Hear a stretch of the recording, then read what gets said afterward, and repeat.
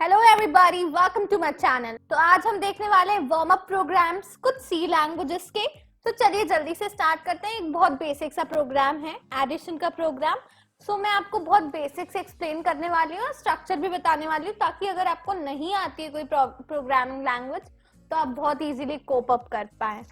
Basically हम दो variable लेने वाले हैं, a प्लस बी। तो यहाँ पे मैंने उनका मेमोरी स्टोरेज का एक स्ट्रक्चर बताया है कि एक ब्लॉक क्रिएट होगा a के लिए, एक ब्लॉक क्रिएट होगा b के लिए। उन दोनों का एडिशन करवाएंगे हम और हम उसे स्टोर कर देंगे c में।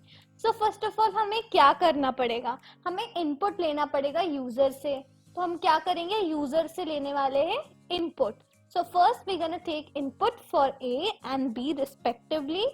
ये हम कैसे करेंगे, हम सबसे पहले यूज करेंगे प्रिंटफ। प्रिंटफ हमेशा मैसेज के लिए यूज होता है।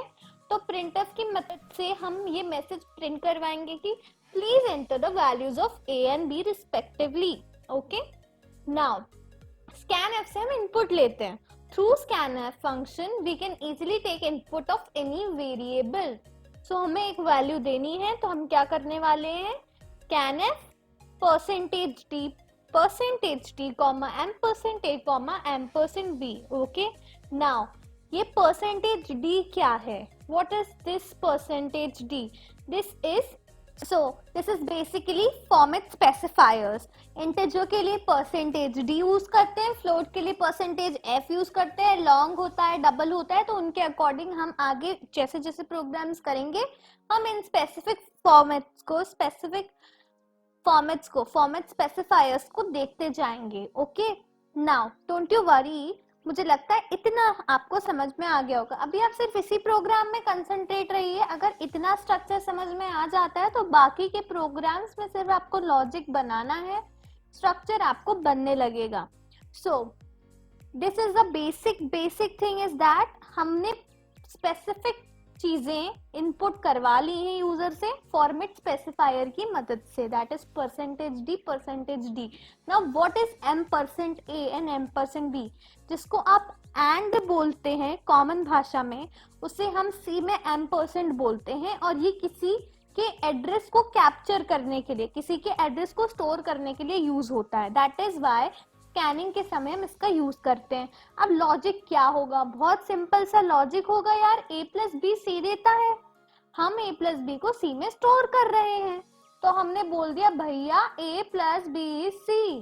ठीक है, अब जब इतना आपको समझ में आ जाता है तो अब हमको ये समझने की जरूरत है कि हम इसको c के अकॉर्डिंग कैसे लिखेंगे, हमारा c में एक प्रॉपर स्ट्रक्चर क्या होगा। ठीक है, तो चलिए, जैसे कि ये वार्म अप प्रोग्राम है और अभी ये स्टार्टिंग सीरीज है, तो मैं आपको स्ट्रक्चर भी समझाती हूँ, फिर हम इसके कंपाइलर पे जंप करेंगे और पूरे कोड को प्रैक्टिकली समझेंगे। ओके,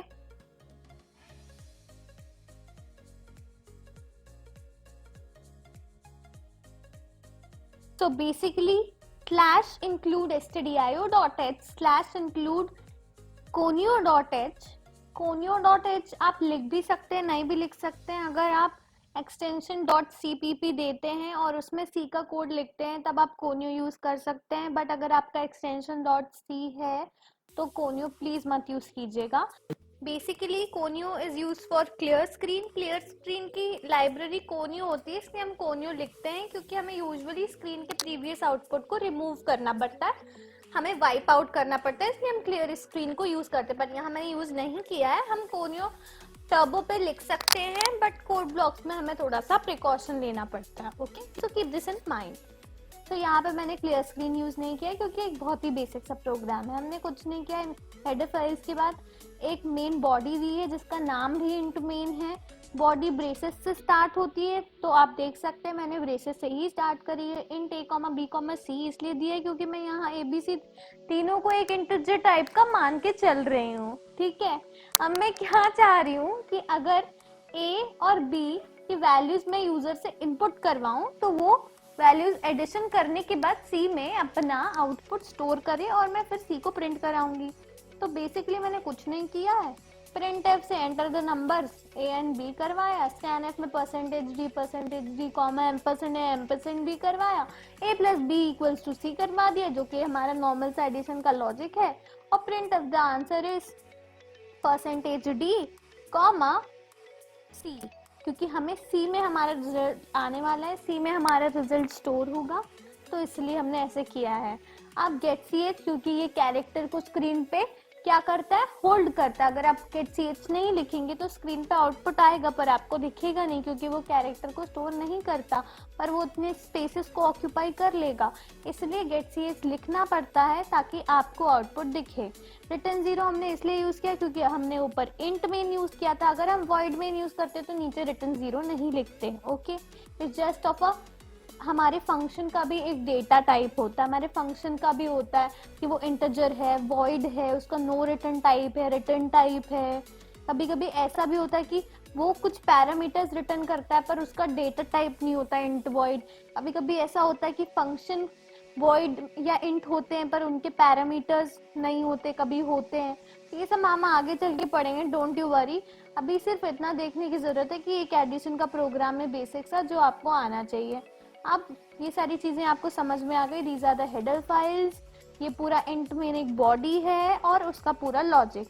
आई होप अब मुझे आपको आगे बताने की जरूरत नहीं है। अब हम सीधे चलते हैं, और बहुत ज्यादा ये घुमा फिरा के बहुत ही हमने बातें कर ली हैं।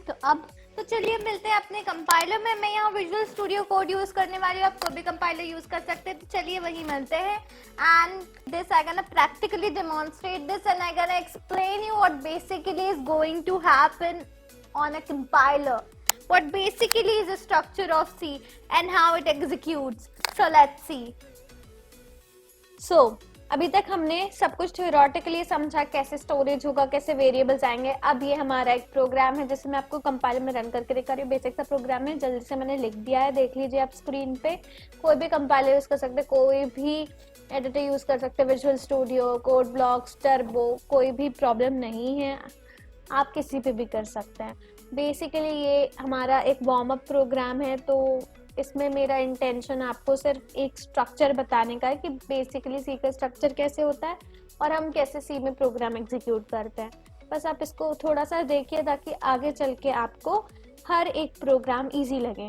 तो ये मैंने पूरा डिटेल में आपको डिस्क्राइब कर दिया है। Header files, main body, declaration of variables, फिर उसके बाद स्कैन हुआ है, मतलब हमने इनपुट लिए हैं वेरिएबल्स का।